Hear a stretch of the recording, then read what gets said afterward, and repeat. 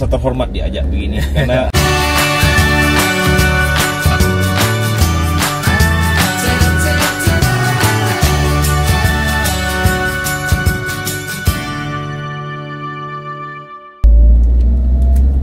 Halo kawan, Assalamualaikum warahmatullahi wabarakatuh. Kita jumpa lagi setelah edisi ini sudah lama tidak bergulir di channel kesayangan kita ini. Kali ini kita akan sedikit ngobrol-ngobrol dengan sahabat lama senior saya yang seorang jurnalis, tapi beda, jurnalisnya levelnya sudah beda, sudah tinggi.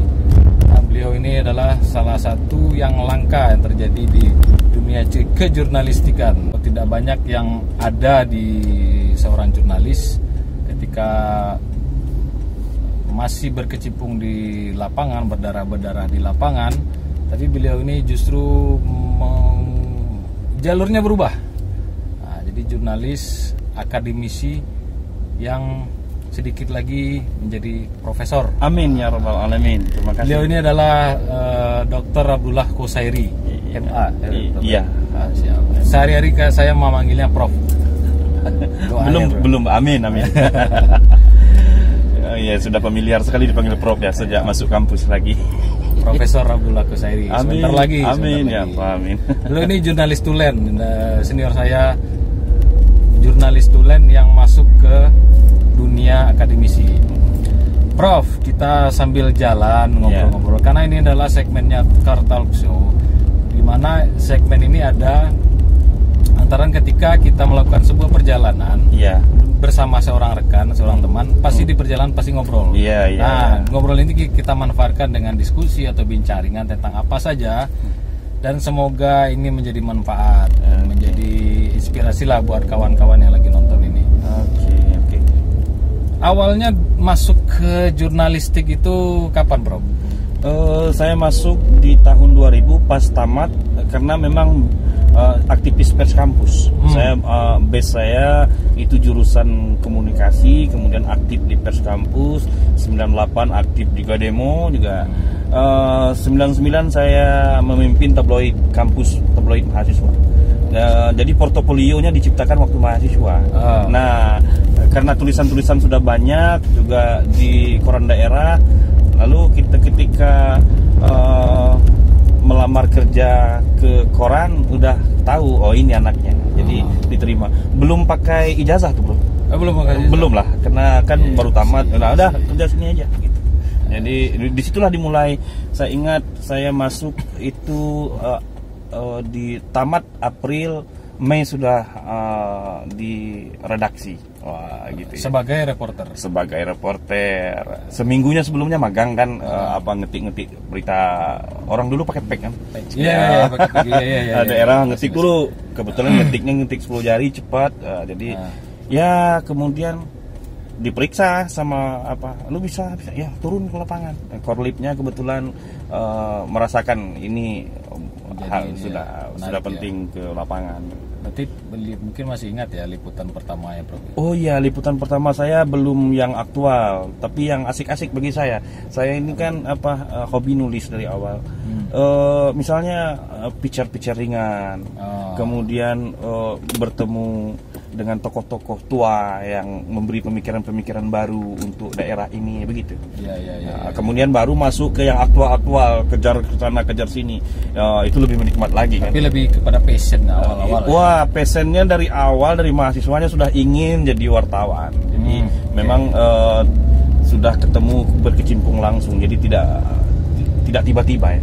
Tidak tiba-tiba. Karena tidak banyak juga yang passionnya sebagai jurnalis. Iya, saya juga menerima waktu sudah jadi pejabat di redaksi, menerima teman-teman wartawan baru.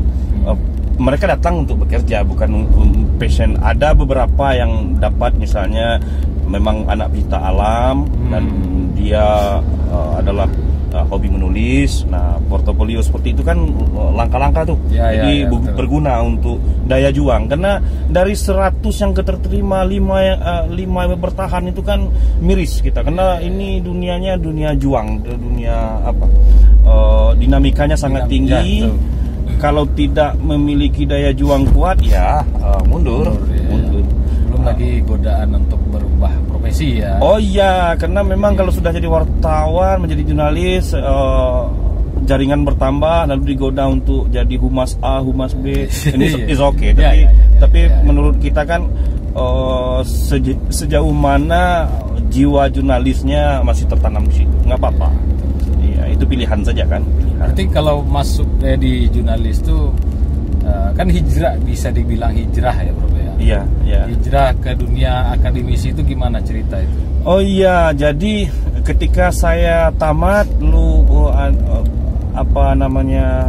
ke lapangan segala macam, 6 bulan kemudian saya kembali ke kampus, ketemu dosen senior. Dia sudah ngelihat dosen saya di koran. Nah, Bung, ngajar. Saya tolak awalnya, karena ini dosen senior yang sulit, saya tolak. Saya janjikan, Pak, saya pingin kalau disuruh juga, diperintahkan juga setelah teman-teman saya tamat lah. Jadi kan masih banyak juga yang belum tamat kan. Saya tidak juga ideal, tidak komlot doktor aja kemarin komlot. Karena kuliahnya sibuk nulis juga, 4,5 tahun saya. 4,5 tahun dan IP juga cukup makan. Tapi skill memang saya kuatkan di situ, skill. Nah, ngajar waktu itu masih S1 kan. Nah, keluar peraturan nggak boleh lagi ngajar kalau S1. Tidak boleh lagi.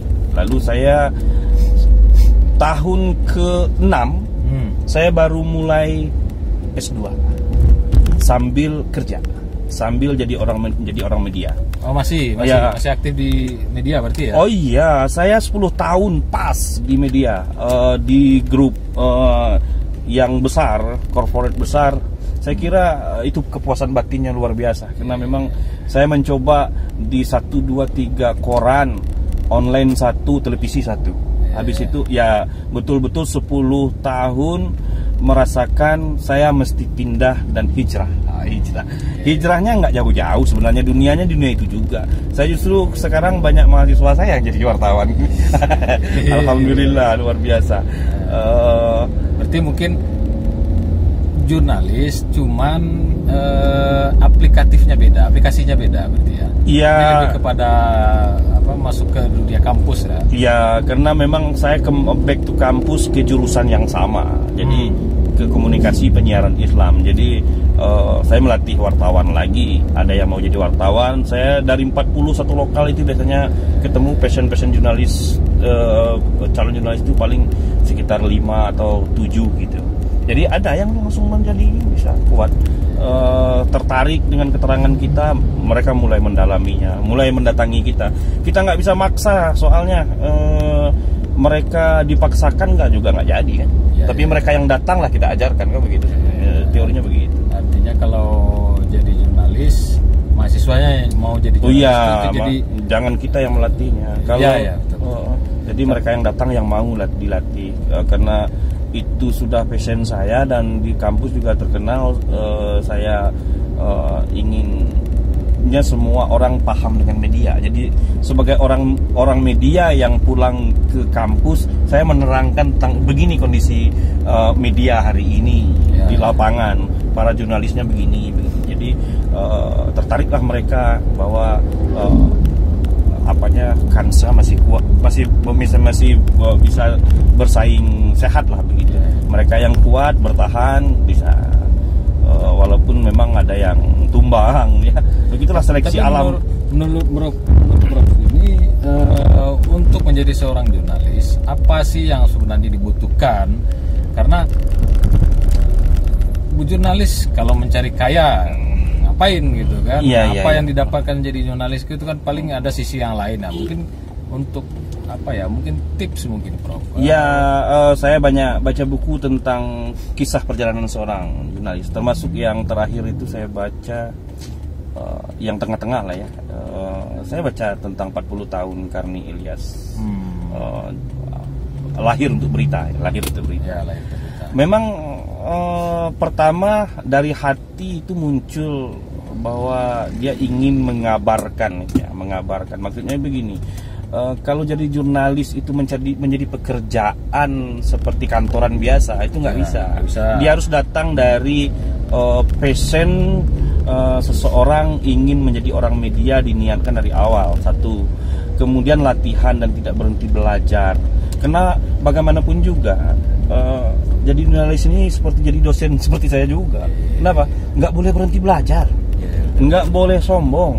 Setiap hari harus mau bertemu dengan orang yang berbeda. Jadi kalau dia orang komunikasi sebenarnya tepat, tapi kan jadi jurnalis boleh dari jurusan apa saja. Ya, betul.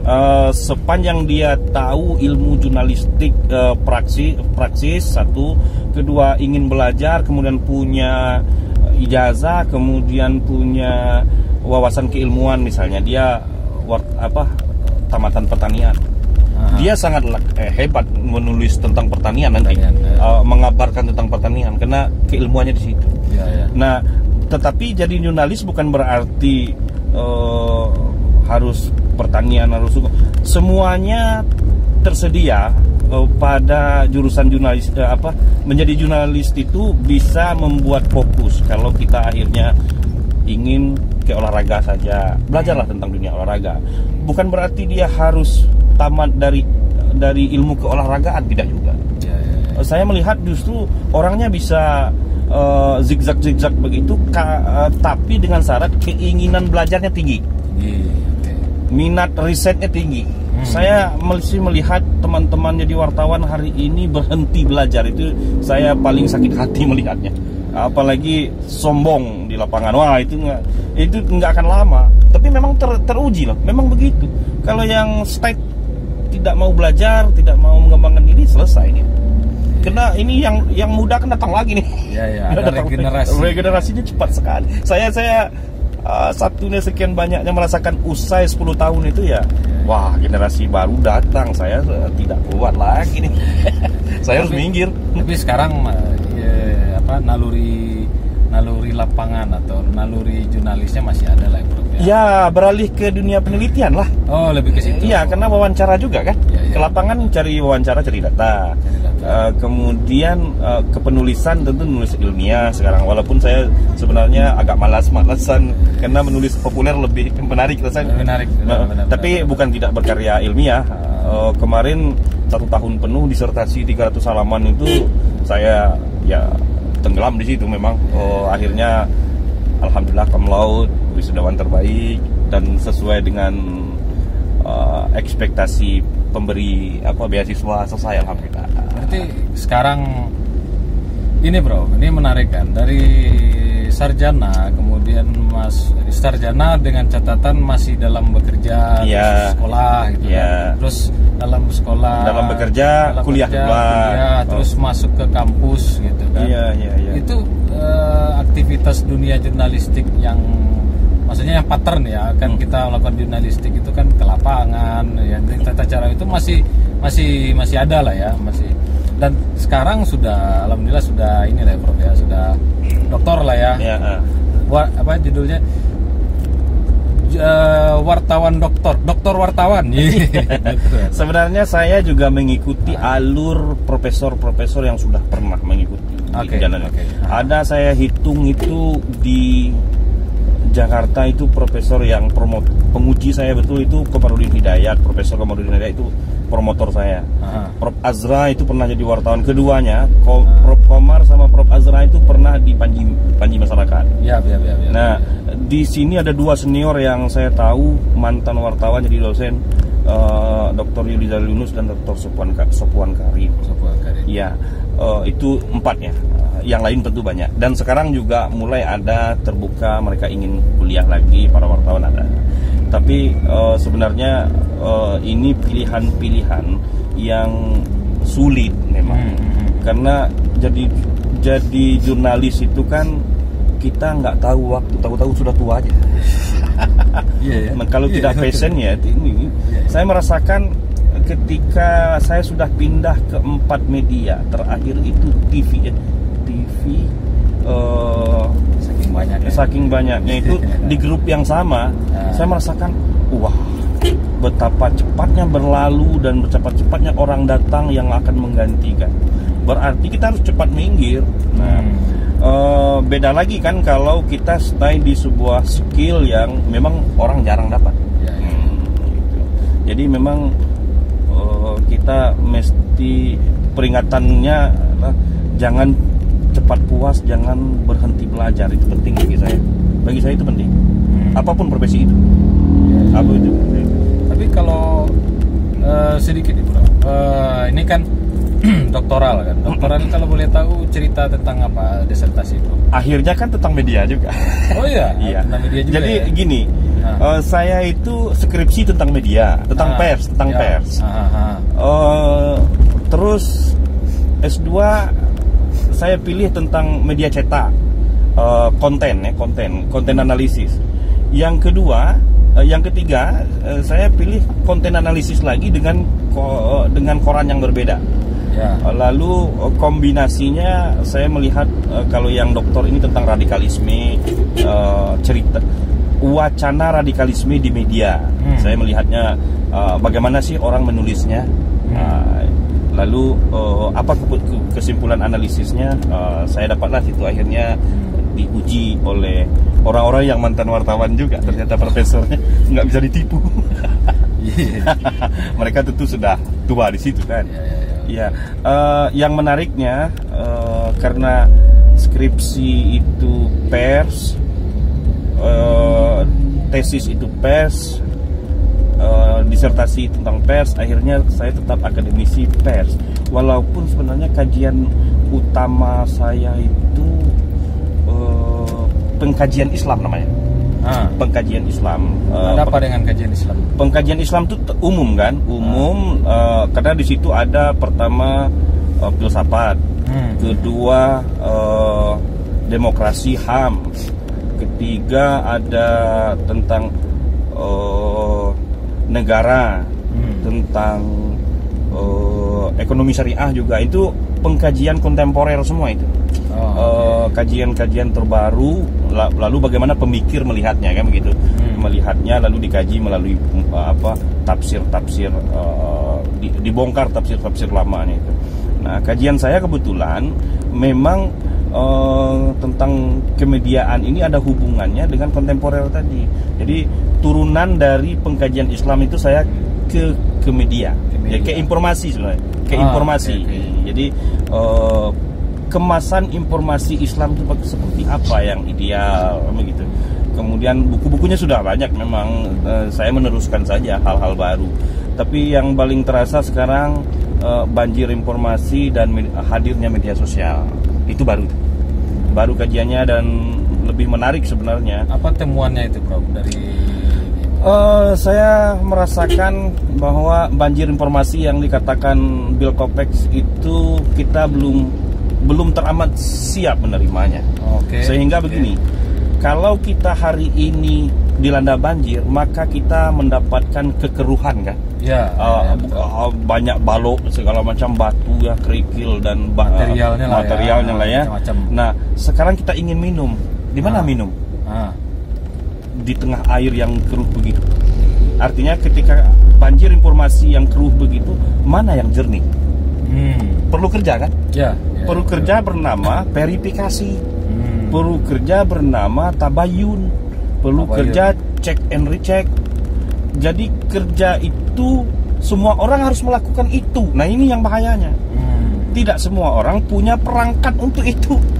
Maka saya kira literasi media itu bukan milik orang media dan orang kampus. Harusnya semua masyarakat informasi hari ini diberikan literasi media itu. Apa saja, bagaimana meng-cross check media, meng-cross check foto, meng-cross check hoax, meng-cross check fake news. Tidak semua orang kan. Kita melihat kekacauan informasi ini ya begini terjadi, termasuk corona ini begini juga. Dan itu yang terjadi di belakangan ini ya, Bro, di tengah masyarakat. Karena kalau data WHO, bukan WHO, UNICEF, pokoknya lembaga PBB lah ya, maaf saya lupa ya, bahwa tingkat literasi masyarakat Indonesia itu sangat rendah, 0,00 sekian persen, 0,1% malah. Iya. Nah, jadi memang peningkatan peningkatan literasi masyarakat itu memang semua orang harus Seharusnya. saling menularkan lah ya, bukan hanya virus ya, Iya, tapi iya. virus yang seperti ini harus ditularkan gitu. Iya, kita berharap gadget ini kata orang kan menurunkan minat baca. Saya kira bisa dibalik menjadi peningkatan minat baca dengan keseriusan minatnya terhadap suatu hal dengan membaca dari sumber-sumber yang otoritatif. Otoritatif ya? Iya, sumber-sumber yang terpercaya kalau menurut kita kan begini. Iya, iya. Ada pakar, dengarkan pakar. Jangan dengarkan yang populer. Sekarang ini kan ada buku yang mengatakan matinya kepakaran.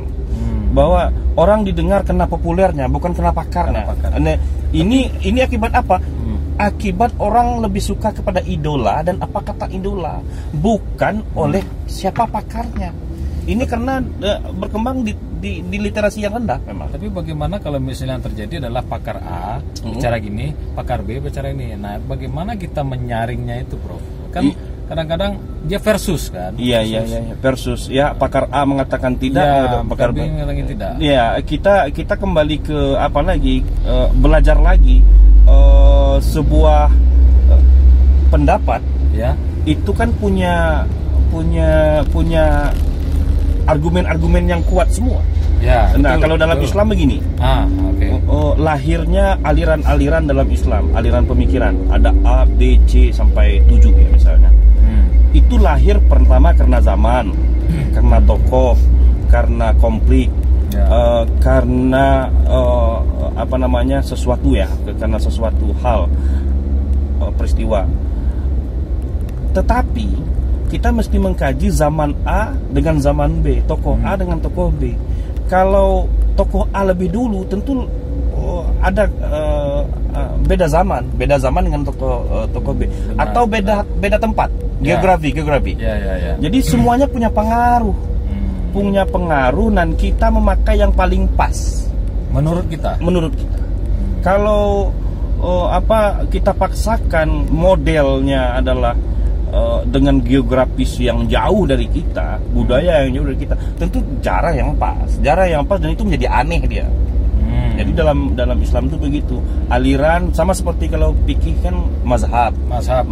Dalam filsafatnya ada nama aliran pemikiran. Kalau di filsafat umum kan ada namanya aliran filsafat positivisme, liberalisme. Nah, di Islam ada juga itu. Ada namanya Asy'ariyah, Mu'tazilah. Nah, itu kajiannya memang agak mesti serius lah. Saya kira terlalu singkat untuk dijelaskan. Tetapi kuncinya begini, bahwa perbedaan pemikiran yang muncul itu pasti punya argumen yang kuat, dipengaruhi oleh tempat, ruang, waktu, geografi, budaya. Ya. Jadi okay saja kalau soal perbedaan, jangan sampai perang gitu. Jadi kajian saya seperti itu di dalam pengkajian Islam itu. Jadi kita balik lagi ke filosofi ini lah ya, Prof ya. Awal-awal dulu Bhinneka Tunggal Ika, berbeda tapi tetap satu. Iya. Memang yang terjadi di tengah masyarakat itu ketika dia sudah pattern menjadi satu, dia yakin itu benar. Dikasih masukan menurut dan argumen yang lebih logis, mereka tidak mau terima gitu ya. Sudah, kita mau apa lagi gitu kan. Sampai pada waktunya argumennya gugur sendiri.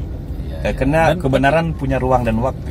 Ruang dan waktu, tapi sayangnya mereka saklek dan namanya fanatik. Ya. Berarti di situ lebih ke situ kajian ya. Bahwa kebenaran itu tidak tunggal, kebenaran yang mesti kita lihat di dunia informasi hari ini ya, tidak begitu kaitannya.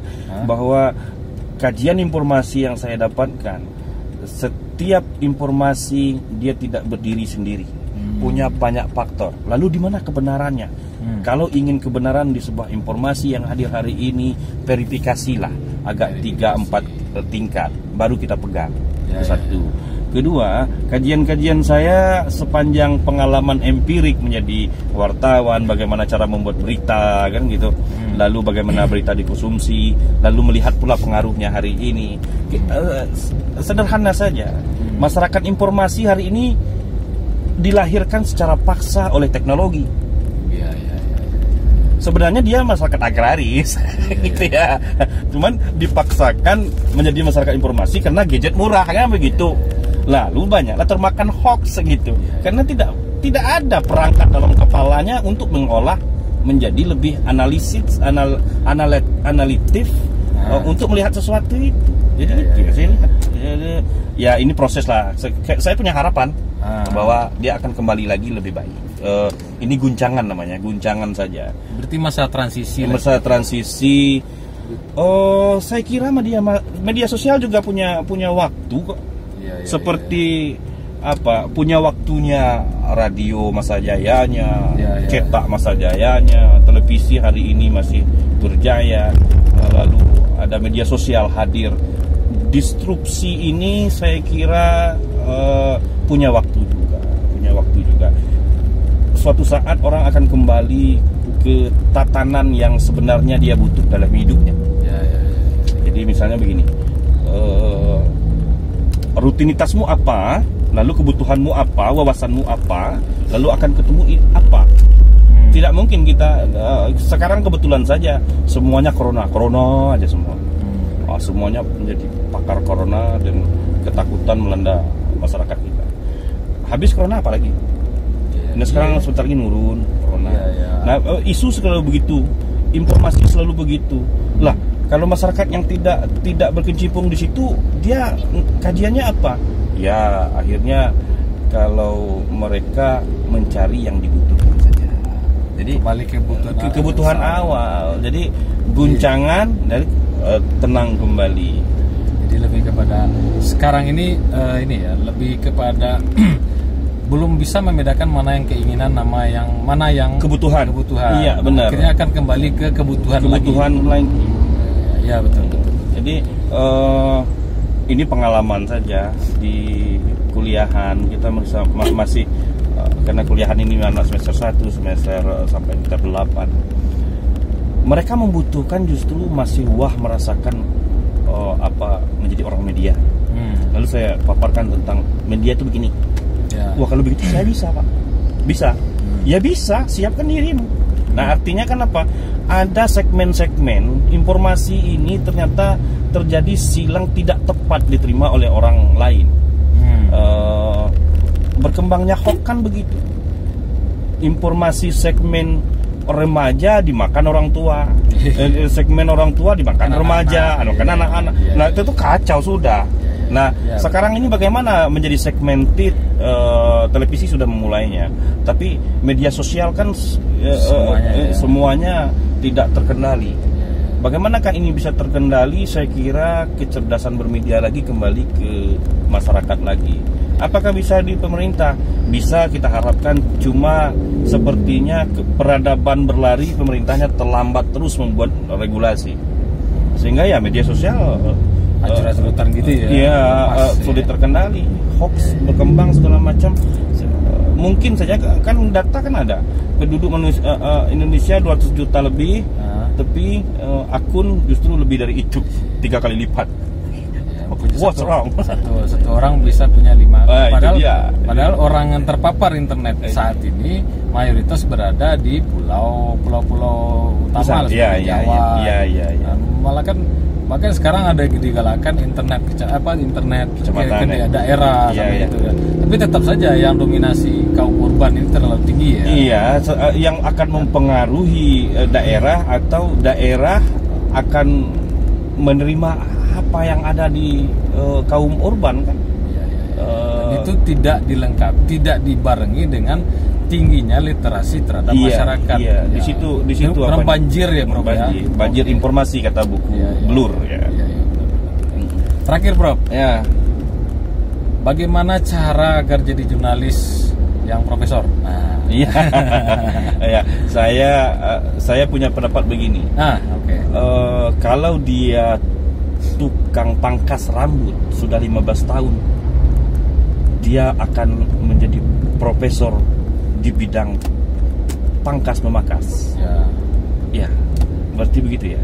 Nah, ada orang yang menekuni puluhan tahun tentang satu bidang, dia akan pakar di situ.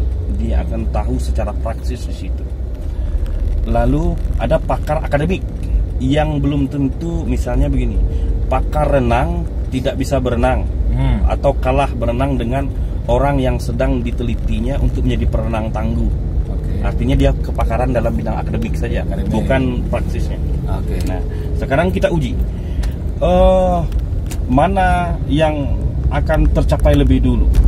Kita melihat kepakaran itu atau profesor. Kalau secara akademik kan ini pangkat paling tinggi nih, yang saya tentu harus berjuang dulu berdarah-darah untuk sampai ke situ, karena tapi panggilan sudah sangat familiar, profesor.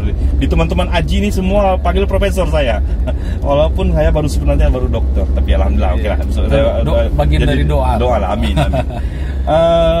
Saya memahaminya, seseorang akan pakar, akan profesor dia kalau dia menekuni itu bertahun-tahun. Begini ya, ada suatu cerita ketika seorang anak pertanian yang pulang lalu mencoba menasihati emaknya yang ada di dalam sawah. Lalu apa kata emak? Berpuluh-puluh tahun kami di sini, kami tahu bagaimana cuaca. Anaknya kan secara teoritis. Berarti ada dua hal yang berbeda ya. Teoritis, praksis. Nah, orang boleh saja kepakarannya di teoritis itu berlaku juga, kepakaran di praksis itu berlaku juga. Jadi dua hal yang berbeda. Jarang di Indonesia ini bisa sama dan terakui sama. Kemudian capaian-capaian kepakaran itu tiada lain adalah orang yang tekun di bidang itu bertahun-tahun.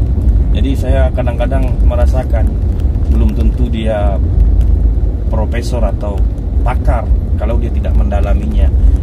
Orang bisa saja di atas kertas diakui, tapi ketika di aplikasi dicoba tidak. Jadi sekarang kita akhirnya bertanya, butuh ijazahnya, butuh lembaran piagamnya, atau diuji. Hari ini kan sudah berlaku, lu bisa kerja apa, digaji berapa, nggak perlu ijazahmu apa. Ke depan akan begitu terjadi. Artinya reputasi dan portofolio itu lebih penting saya kira dari pencatatan-pencatatan resmi itu. Ke depan masyarakat akan begitu.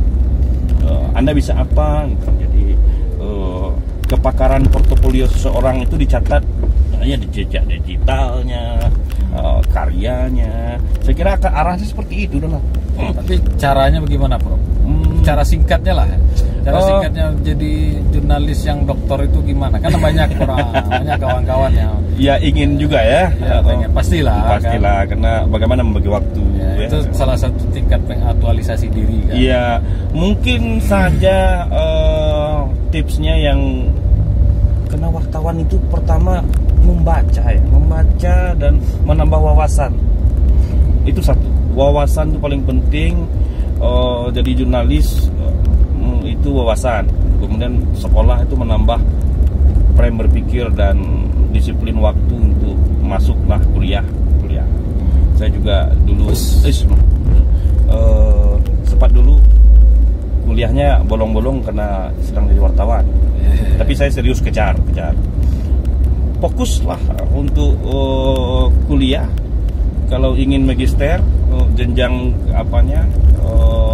dengan disiplin membagi waktu memang. Waktu ke lapangan jadi wartawan, juga waktu kuliah. Lalu sebenarnya ini rahasianya ya. Saya lebih mudah mengcombine ketika saya jadi reporter, sambil kuliah jadi reporter, itu bisa mewawancarai banyak profesor kan. Prof, saya bisa tuliskan ini Prof, tentang ini di luar kuliahan ini isunya menarik karena nilainya ini. Aji mumpung ya. Aji mumpung. Nah, itu artinya news value dalam kepala kita bisa dimanfaatkan kan begitu. Nah, sebenarnya kedua, kita di Aji ya, sama-sama anggota Aji. Saya sudah mantan sudah. Memang integritas profesi itu membuat harum nama kita. Jangan sampai mencacatkan nama itu integritas dan etik gitu. Saya kira banyak yang tercebur dan lengah di situ, bahwa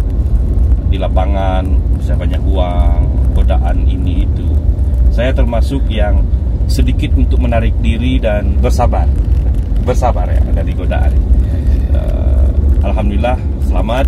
Dan lalu ngambil dokter itu setelah, kalau S1 ke S2 itu 6 tahun, dari S2 ke S3 itu ternyata 8 tahun baru dilakukan. Artinya kan saya bukan orang yang S1, S2, S3 jalan sepanjang jalan seperti di karpet merah, tidak juga.